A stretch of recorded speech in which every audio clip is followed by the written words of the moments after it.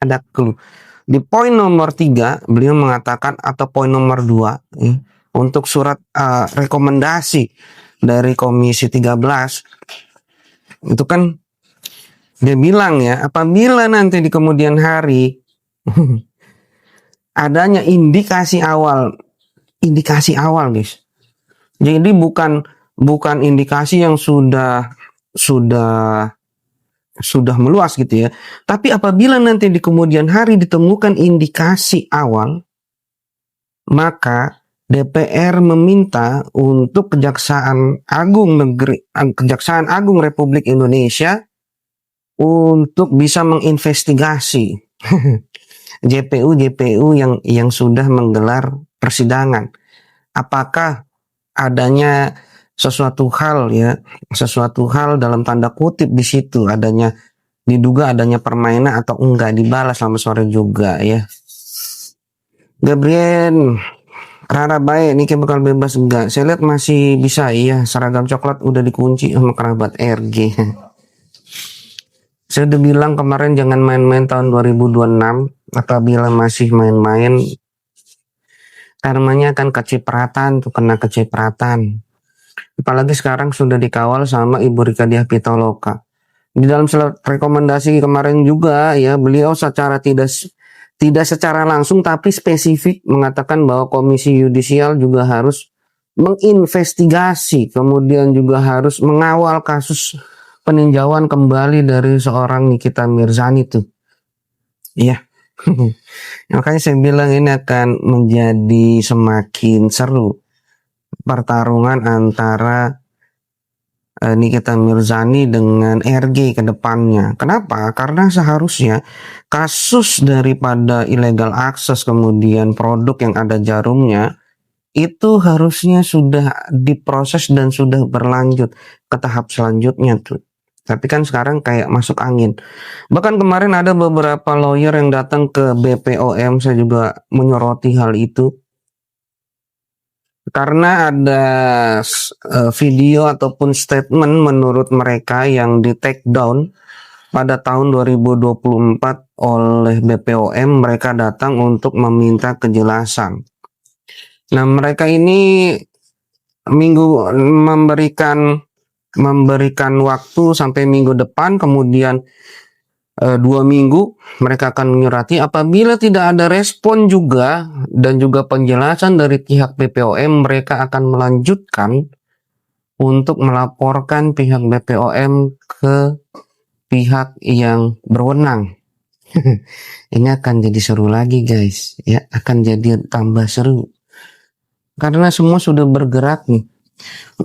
Gina, kalau BPOM gimana mas dengan keterkaitan kasus Niki? Ini dari sini nanti bisa kebuka tuh yang kemarin lawyer ada yang datang tuh ya ke BPOM menanyakan perihal itu. Karena menurut mereka di video yang di take down itu BPOM sempat mengucapkan gitu. Ini menurut mereka, tolong dikoreksi jika saya salah. Mengucapkan atau mendeklarasikan memang ada mafia skincare, tapi tidak disebutkan siapa mafia skincare-nya itu. Ya, perusahaannya namanya apa, pemiliknya siapa, kemudian yang mengedarkan siapa. Kan seharusnya apabila ada statement seperti itu keluar, berarti kan harus sudah siap dengan jawaban apabila ada yang menanyakan. Ya, tidak mengambang. Sehingga apa? Sehingga keterbukaan publik ini bisa disampaikan gitu ya. BPOM nanti dilaporkan ke KPK. Iya, tapi itu bertahap. Apabila tidak ada respon lagi dari pihak BPOM terkait dengan apa yang mereka sudah deklarasikan di tahun 2024 dan tidak memuaskan dari pihak yang menanyakan hal tersebut, maka dari pihak yang menanyakan itu kemungkinan besar akan melanjutkan ya. melanjutkan untuk melaporkan BPOM karena tidak adanya keterbukaan publik yang secara terperinci menyebutkan siapa mafia skincare itu, perusahaannya apa, siapa pemiliknya, siapa yang mengedarkannya. Ya, ini kan bisa menjadi fitnahnya kemana-mana. Bola liar itu bisa menjadi tambah liar guys. Rara baik, semoga saja segera terbongkar sampai ke akar-akarnya. Iya, Artika Setiar Mata ini bakalan bebas, gak saya lihat bisa tuh, bisa bebas. Anak ama, selamat bergabung, terima kasih di sana guys. Nah, untuk penelusuran di Gunung Kawi nanti akan ada saya bersama dengan tim Jejak Backpacker. Mungkin minggu depan saya baru akan jalan dengan tim Jejak Backpacker. Ya doakan nanti tim kita di sana bisa aman-aman, sehat. Jadi bisa menyuarakan apa fakta yang ada di lapangan, guys. Ya, fakta yang ada di lapangan seperti apa dan bagaimana. Nanti kita juga akan menanyakan kekuncian dari Gunung Kawi tersebut juga.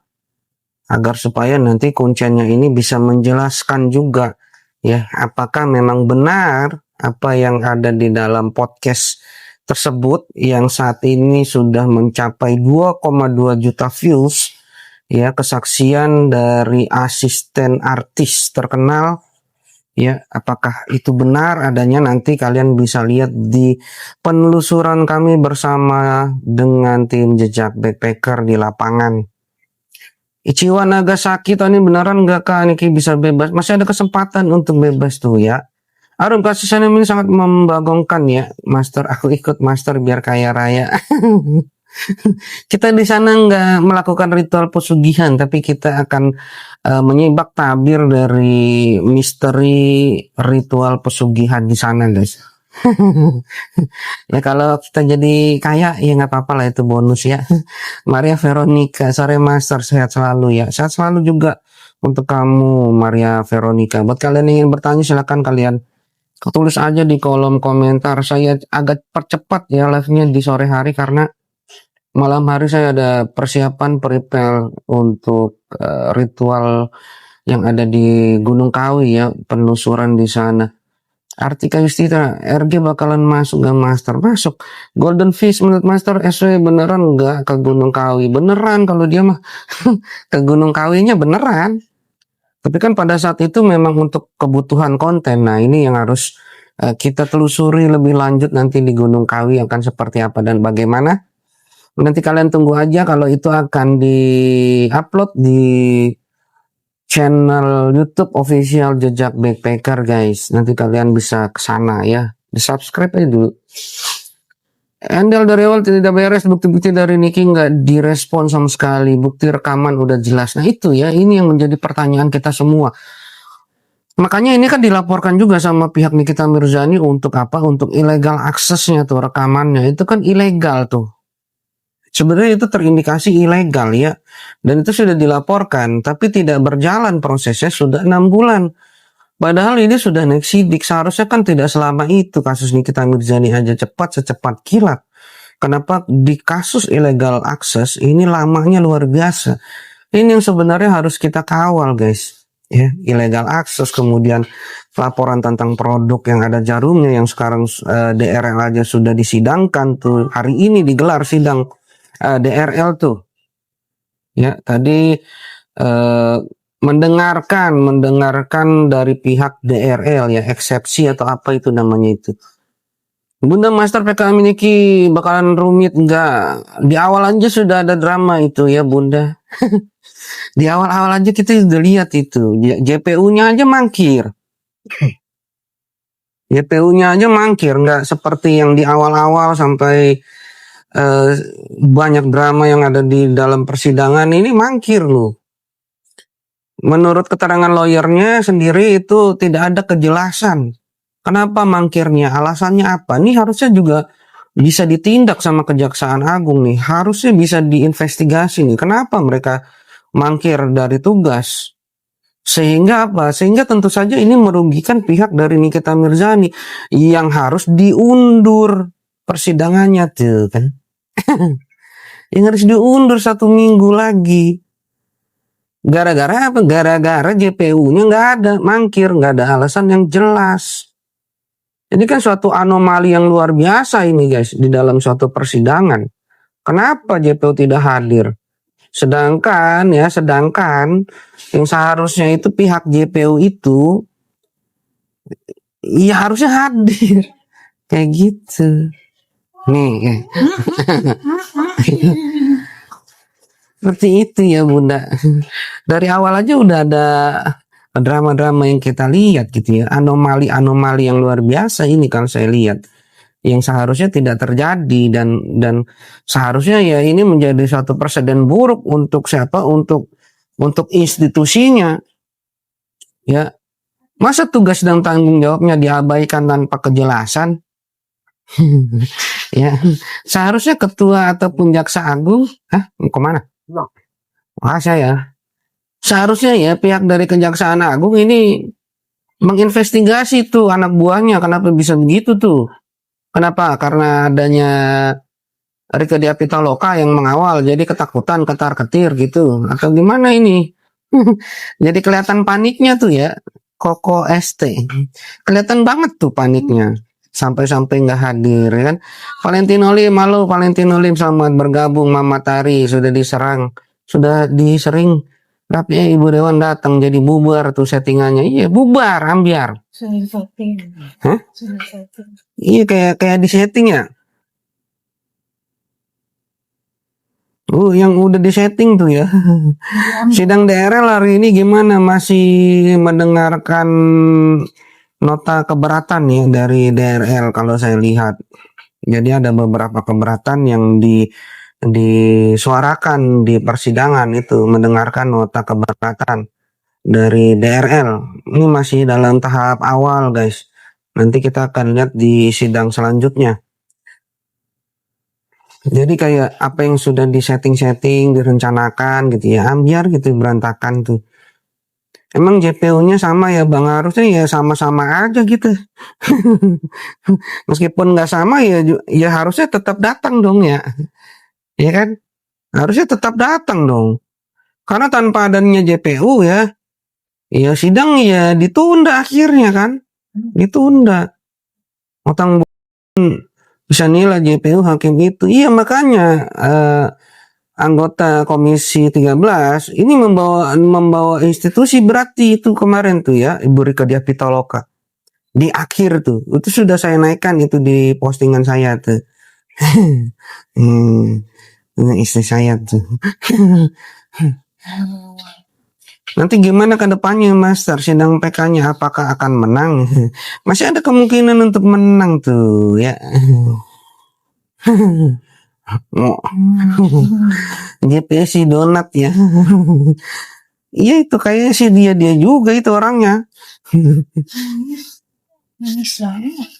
Ada surat rekomendasi untuk 3 tuh ke Komisi Yudisial untuk memeriksa hakim-hakim yang sudah menggelar jalannya persidangan, kemudian ke Mahkamah Agung sendiri untuk menindaklanjuti. Kan sebenarnya ya untuk hakim yang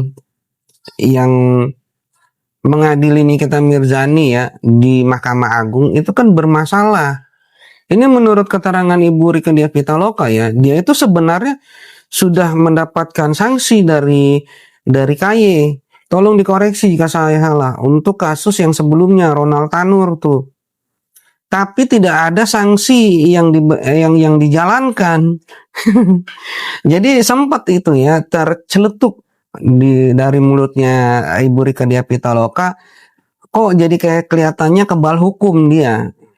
Nah ini yang harus diusut sebenarnya. Di belakang dia ini siapa? Apakah ada orang besar di belakang dia sehingga hukum pun sulit untuk menyentuh dia pada saat kasus Ronald Tanur. Ya.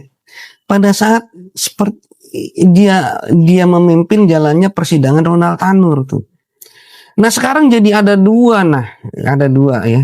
Karena melihat adanya keganjilan dari kasusnya Ronald Tanur yang dipimpin oleh hakim yang sama untuk mengadili Nikita Mirzani di Mahkamah Agung, maka ini akan ada pressure yang tinggi sekali kepada Komisi Yudisial dan juga Mahkamah Agung ya, secara tidak langsung gitu ya pressure-nya untuk bisa menginvestigasi lebih lanjut siapa saja yang bermain di balik hakim ini. Ya mudah-mudahan aja ini menjadi titik awal ataupun awal mula daripada bersih-bersihnya sistem pengadilan kita ke depan. Ya, apabila ini tidak dilakukan, maka supremasi hukum yang ada di Indonesia, seperti kata Pak Mahfud MD, ini sudah hancur berantakan apabila tidak ada dan tidak dimulai dari sekarang. Apabila supremasi hukum sudah hancur berantakan, tinggal menunggu saja negara hancur. Ini menurut keterangan siapa? Bapak Mahfud MD. Ya, itu benar banget, setuju tuh. Iya, karena sudah tidak ada lagi yang bisa dipercaya. Semua berdasarkan pesanan. Ini kata Profesor Mahfud MD ya. Semua berdasarkan pesanan. Kamu punya uang berapa, kamu bisa beli kasus di situ. Jadi apa bedanya dengan toko kelontong kalau seperti itu? Bukan hukum berkeadilan yang dicari, tapi hukum yang bisa dibeli. Ini ya, koko es pesanan duit. Iya. Kan kata Profesor Mahfud kan hukum pengadilan sekarang itu sama seperti toko kelontong. Semua bisa dipesan, baik itu perangkat hukumnya bisa dipesan, bisa dibeli. Ya, tolong dikoreksi jika saya salah ya. Karena sekarang anggapan publik ataupun anggapan daripada masyarakat luas ya, yang dilihat itu siapa yang menang berarti dia yang benar. Siapa yang menang berarti dia yang benar, meskipun sebenarnya dia salah gitu loh. Ya. Jadi siapa yang menang berarti dia yang benar. Paham kan? Monjela, jadi Pak Kumis kok nggak tertibkan anak buahnya. Ini seharusnya ini ditertibkan anak buahnya nih. Apalagi ini sudah menjadi sorotan yang luar biasa, bukan hanya dari masyarakat luas, tapi dari anggota Komisi 13 DPR. Ya, jangan sampai nanti ya institusinya keseret-seret. Ini loh ada anak buahnya yang nggak benar gitu. Bahkan kemarin dari surat rekomendasi itu yang disuarakan oleh RDP di awal, apabila ada dugaan awal gitu ya, dugaan awal aja harus sudah mulai diinvestigasi itu saran dari DPR.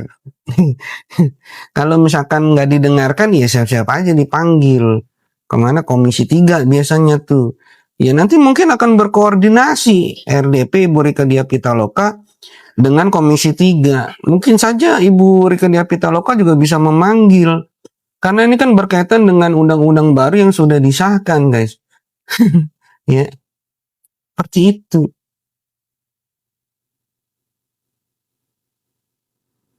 Bunda, kasihan mas, gugatan IPIR pada ditolak semua. Nah iya, ini ada apa? Gemes kan, pada gemes ya, gemes. Orang yang bersalah malah enak-enakan gitu ya di luar gitu ya, reunian gitu ya. Padahal kan sama tuh produksi sama DRL sama guys. Ya produknya sama kayak DRL. DRL aja bisa masuk, kenapa dia nggak bisa masuk nih? Kenapa nih? Siapa yang ada di belakang dia? Ya, jangan sampai nanti karma dari semestanya yang turun gitu. Kalau karma dari semesta yang turun itu berat gitu ya, berat. Karena mungkin nanti akan berkaitan juga dengan kesehatan dan lain sebagainya ya. Apabila memang hukum yang ada di dunia ini tidak bisa lagi mengakomodir, lalu semesta melihat kemudian tidak ada tindakan, lalu semesta sebenarnya sudah bergerak algoritmanya, siap-siap aja boom gitu ya, ada sesuatu hal yang akan bisa terjadi ke depan untuk mereka-mereka yang sebenarnya bersalah tapi berusaha untuk dilindungi. Ya, hati-hati nih. Padahal kasus ini gong loh, masa Pak Kumis pura-pura buta ya, harusnya ini menjadi perhatian gitu ya untuk kepala kejaksaan. Harusnya diusut nih, kenapa mereka anak buahnya kok mangkir, nggak bisa hadir gitu. Heeh. List Effendi enak-enakan nge-live RG apaan jatuh dodol ke LN apaan tuh Om Jelo pengen lihat karma semestanya cepet turun mah abu-abu. Gosok tukang sogok-gok. Om Jelo tuh ya gemes ya, gemes kalau kita lihat dari kasus ini nih gemes. Sebenarnya gemes guys. Saya aja gemes banget gitu ya, ngelihatnya tuh gemes banget gitu ya. Tapi memang untuk masalah ini memang harus bersabar karena alot ya, alot.